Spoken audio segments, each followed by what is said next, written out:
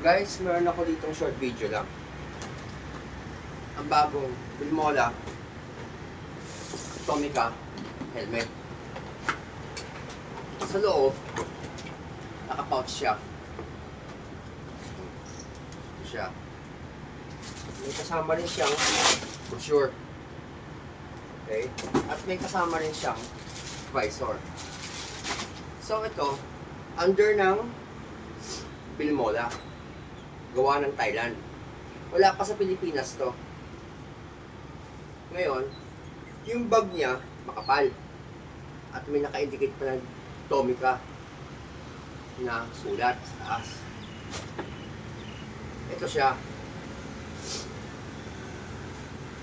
Yan. Astig, di ba? Free visor na siya. Na iridium silver. Yan. Single visor. Single visor siya. Makapal ang padding. Makapal ang padding niya. Actually, size to is small.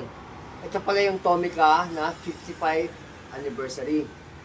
Naka-emboss siya. Naka-emboss yan. So, hapit siya. Hapit siya sa mukha. Maganda siya. At kahit sabihin mong iridium visor na silver siya,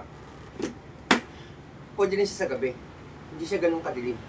Hindi siya kagaya ng mga smoke na makating talaga, matinted. Ito hindi. At pinlock ready na rin siya. Naka-D-ring na rin pala siya, double D-ring. As you can see, double D-ring siya. Yan o, double D-ring. At makapal ang padding, may emergency pull na rin siya. Ayan ang loob, ayan yung likod niya, babaw niya. At magaan siya guys, magaan siya. So itong